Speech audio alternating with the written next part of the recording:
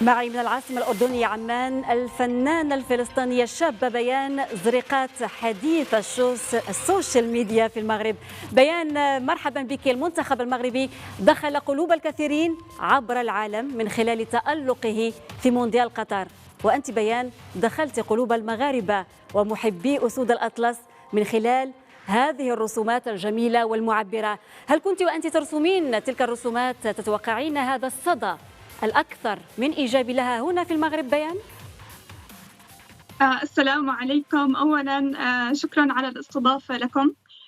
بصراحة لم يكن رد الفعل بصراحة بالحسبان أن يكون بهذا الكبر وبهذا الصدى، ولكن للأمانة كانت هذه الغاية من عمل هذه الرسومات ومن وضعها على السوشيال ميديا، لحتى الرسائل الموجودة في خلف هذه الرسومات يتم التركيز عليها، ويعني أن تبقى في الذاكرة من بعد هذا المونديال. ربما يعني لم يحالفهم الحظ أن يفوزوا بكأس العالم كما طمحنا جميعا، ولكن وددت أن يعني أسلط الضوء على هذه اللقطات الإيجابية الرائعة جدا والرسائل المهمة التي عبرت ربما ليس فقط عن المغرب وإنما عنا جميعا كعرب ومسلمين.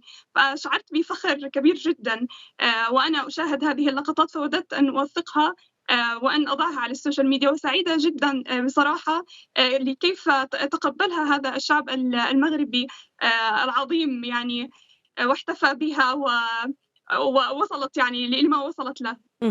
أنت بيان، شكرا لك. أنت كذلك، أنت دائما في أعمالك ورسوماتك الرقمية بيان تركزين على إيصال الرسائل القوية، مثلا تتحدثين عن القضية الفلسطينية وتعتبرين من الأكيد أن لوسائل التواصل الاجتماعي أهمية كبيرة في التسويق لأعمالك الفنية.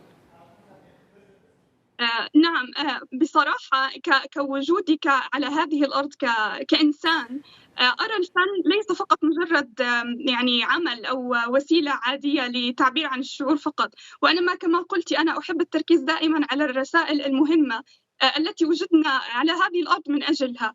فنعم، أنا أحرص دائما أن نضع بصمتنا ورسالتنا وثقافتنا في هذه الفنون، لأنه كما نرى يعني في المجتمعات الأجنبية والغربية، نرى الحصيلة الفنية كبيرة جدا، ولكنها لا تعبر عنا ولا تعبر عن ثقافتنا ولا عن سلوكياتنا ولا عن أخلاقنا. لذلك أنا أحب أن أركز على هذه الرسائل وأن أنشرها قدر المستطاع، يعني حتى تصل لأكبر عدد من الناس. الفنانة الفلسطينية الشابة بيان زريقات كنت معنا من العاصمة الأردنية عمان، شكرا جزيلا لك. شكرا.